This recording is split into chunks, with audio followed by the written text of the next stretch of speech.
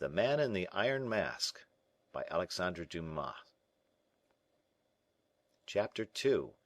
How Mouston had become fatter, without giving Porthos notice thereof, and of the troubles which consequently befell that worthy gentleman. Since the departure of Athos for Blois, Porthos and D'Artagnan were seldom together. One was occupied with harassing duties for the king, the other had been making many purchases of furniture which he intended to forward to his estate, and by aid of which he hoped to establish in his various residences something of the courtly luxury he had witnessed in all its dazzling brightness in his majesty's society.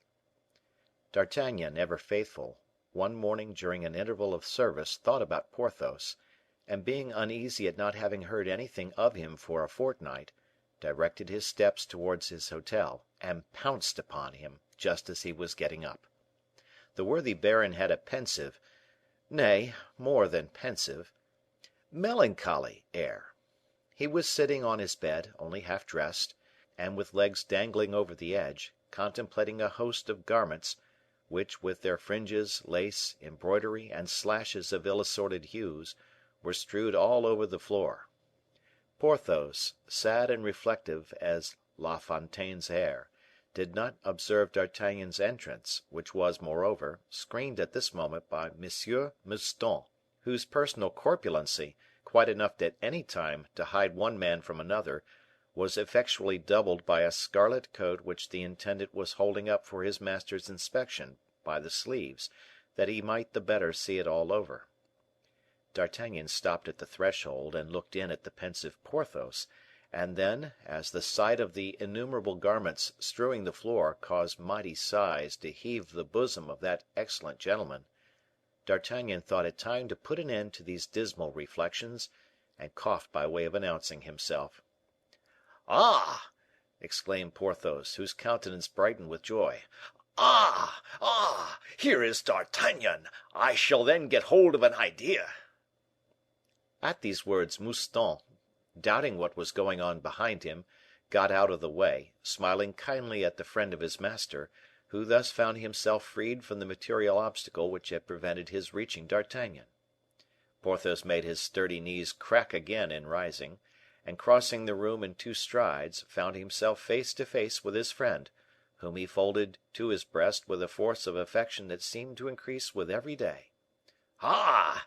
he repeated, "you are always welcome, dear friend, but just now you are more welcome than ever." "But you seem to have the megrims here," exclaimed D'Artagnan. Porthos replied by a look expressive of dejection. "Well, then, tell me all about it, Porthos, my friend, unless it is a secret." "In the first place," returned Porthos, "you know I have no secrets from you. This, then, is what saddens me." "Wait a minute, Porthos. Let me first get rid of all this litter of satin and velvet." "Oh, never mind," said Porthos, contemptuously. "It is all trash." "Trash, Porthos? Cloth at 25 livres an ell? Gorgeous satin! Regal velvet!" "Then you think these clothes are—" "Splendid, Porthos, splendid! I'll wager that you alone in France have so many; and suppose you never had any more made, and were to live to be 100 years of age, which wouldn't astonish me in the very least, you could still wear a new dress the day of your death, without being obliged to see the nose of a single tailor from now till then." Porthos shook his head. "Come, my friend," said D'Artagnan, "this unnatural melancholy in you frightens me. My dear Porthos, pray get it out then, and the sooner the better." "Yes, my friend, so I will, if, indeed, it is possible." "Perhaps you have received bad news from Bracieux?" "No, they have felled the wood, and it has yielded a third more than the estimate." "Then there has been a falling off in the pools of Pierrefonds?" "No, my friend, they have been fished, and there is enough left to stock all the pools in the neighborhood." "Perhaps your estate at Vallon has been destroyed by an earthquake?" "No, my friend; on the contrary, the ground was struck with lightning 100 paces from the chateau, and a fountain sprung up in a place entirely destitute of water. What in the world is the matter, then? The fact is, I have received an invitation for the fete at Vaux," said Porthos, with a lugubrious expression. "Well, do you complain of that? The king has caused 100 mortal heartburnings among the courtiers by refusing invitations; and so, my dear friend, you are really going to Vaux?" "Indeed I am." "You will see a magnificent sight." "Alas! I doubt it, though." "Everything that is grand in France will be brought together there." "Ah!" cried Porthos, tearing out a lock of hair in his despair. "Eh? Good heavens, are you ill?" cried D'Artagnan. "I am as firm as the Pont Neuf. It isn't that." "But what is it, then?" "'Tis that I have no clothes." D'Artagnan stood petrified. "No clothes? Porthos, no clothes!" he cried, "when I see at least 50 suits on the floor." "50, truly, but not one which fits me." "What! not one that fits you? But are you not measured, then, when you give an order?" "To be sure he is," answered Mouston; "but unfortunately I have gotten stouter." "What! you stouter?" "So much so that I am now bigger than the baron. Would you believe it, monsieur?" "Parbleu! It seems to me that it is quite evident." "Do you see, stupid?" said Porthos. "That is quite evident." "Be still, my dear Porthos," resumed D'Artagnan, becoming slightly impatient. "I don't understand why your clothes should not fit you, because Mouston has grown stouter." "I am going to explain it," said Porthos. "You remember having related to me the story of the Roman general Antony, who had always 7 wild boars kept roasting, each cooked up to a different point, so that he might be able to have his dinner at any time of the day he chose to ask for it. Well, then, I resolved, as at any time I might be invited to court to spend a week, I resolved to have always 7 suits ready for the occasion." "Capitally reasoned, Porthos; only a man must have a fortune like yours to gratify such whims. Without counting the time lost in being measured, the fashions are always changing." "That is exactly the point," said Porthos, "in regard to which I flattered myself I had hit on a very ingenious device." "Tell me what it is, for I don't doubt your genius." "You remember what Mouston once was, then?"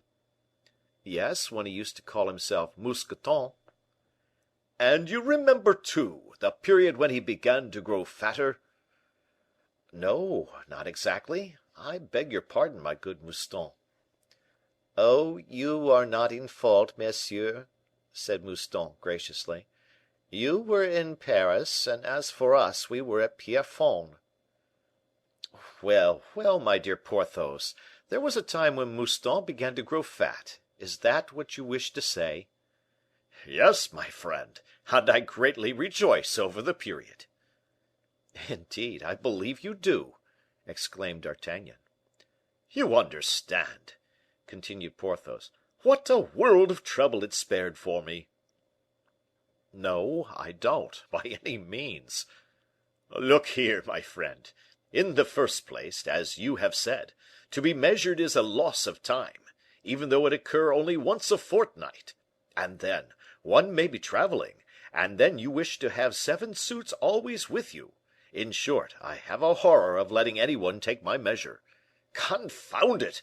Either one is a nobleman or not.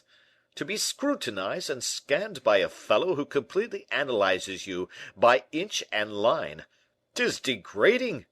Here, they find you too hollow; there, too prominent. They recognize your strong and weak points. See, now, when we leave the measurer's hands, we are like these strongholds whose angles and different thicknesses have been ascertained by a spy." "In truth, my dear Porthos, you possess ideas entirely original." "Ha! You see, when a man is an engineer—" "And has fortified Belle Isle. 'Tis natural, my friend." "Well, I had an idea which would doubtless have proved a good one, but for Mouston's carelessness." D'Artagnan glanced at Mouston, who replied by a slight movement of his body, as if to say, "You will see whether I am at all to blame in all this." "I congratulated myself, then," resumed Porthos, "at seeing Mouston get fat, and I did all I could, by means of substantial feeding, to make him stout, always in the hope that he would come to equal myself in girth, and could then be measured in my stead." "Ah!" cried D'Artagnan, "I see; that spared you both time and humiliation." "Consider my joy when, after a year and a half's judicious feeding, for I used to feed him up myself, the fellow—" "Oh, I lent a good hand myself, monsieur," said Mouston, humbly. "That's true. Consider my joy when, one morning, I perceived Mouston was obliged to squeeze in, as I once did myself, to get through the little secret door that those fools of architects had made in the chamber of the late Madame du Vallon, in the chateau of Pierrefonds. And, by the way, about that door, my friend, I should like to ask you, who know everything, why these wretches of architects, who ought to have the compasses run into them, just to remind them, came to make doorways through which nobody but thin people can pass." "Oh, those doors," answered D'Artagnan, "were meant for gallants, and they have generally slight and slender figures." "Madame du Vallon had no gallant," answered Porthos, majestically. "Perfectly true, my friend," resumed D'Artagnan; "but the architects were probably making their calculations on a basis of the probability of your marrying again." "Ah! that is possible," said Porthos. "And now I have received an explanation of how it is that doorways are made too narrow, let us return to the subject of Mouston's fatness. But see how the two things apply to each other. I have always noticed that people's ideas run parallel. And so, observe this phenomenon, D'Artagnan.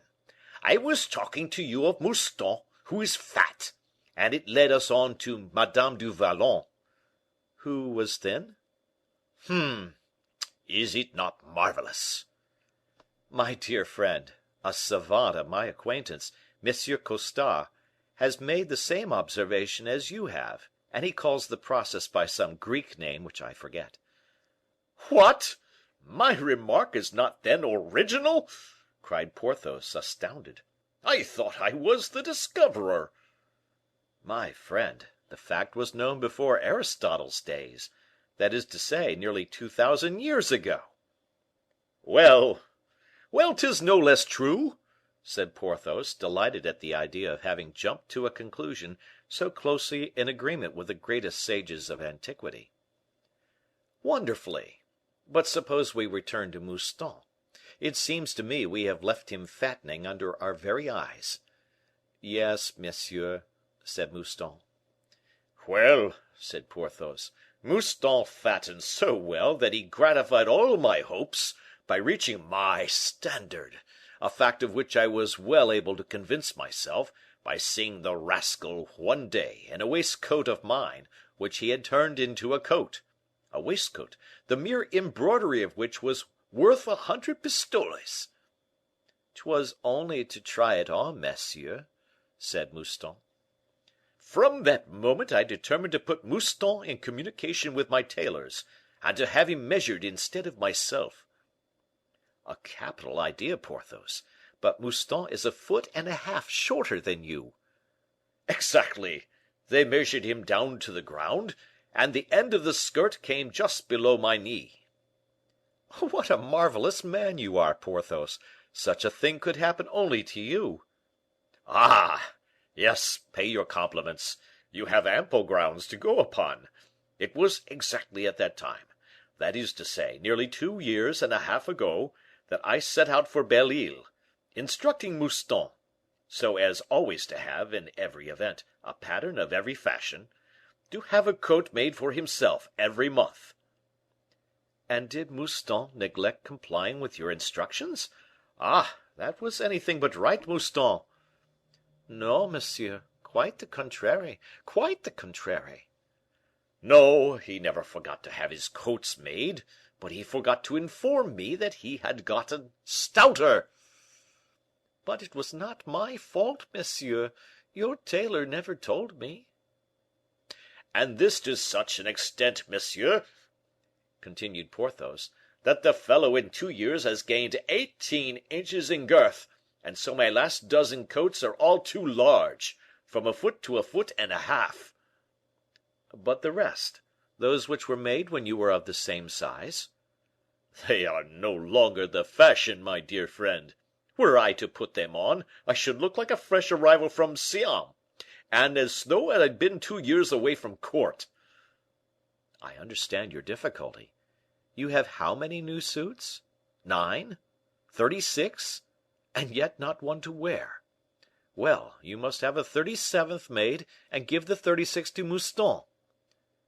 Ah, monsieur, said Mouston, with a gratified air, the truth is that monsieur has always been very generous to me. Do you mean to insinuate that I hadn't that idea, or that I was deterred by the expense? But it wants only 2 days to the fete. I received the invitation yesterday, made Mouston post hither with my wardrobe, and only this morning discovered my misfortune. And from now till the day after tomorrow there isn't a single fashionable tailor who will undertake to make me a suit. That is to say, one covered all over with gold, isn't it? I wish it so. Undoubtedly, all over. Oh, we shall manage it. You won't leave for 3 days. The invitations are for Wednesday, and this is only Sunday morning. 'Tis true, but Aramis has strongly advised me to be at Vaux 24 hours beforehand. How? Aramis? Yes, it was Aramis who brought me the invitation. Ah, to be sure, I see. You are invited on the part of Monsieur Fouquet? By no means. By the king, dear friend. The letter bears the following as large as life. Monsieur le Baron de Vallon is informed that the king has condescended to place him on the invitation list. Very good. But you leave with Monsieur Fouquet? And when I think, cried Porthos, stamping on the floor, when I think I shall have no clothes, I am ready to burst with rage. I should like to strangle somebody, or smash something. Neither strangle anybody nor smash anything, Porthos. I will manage it all. Put on one of your 36 suits and come with me to a tailor. Pooh! My agent has seen them all this morning. Even Monsieur Percerin?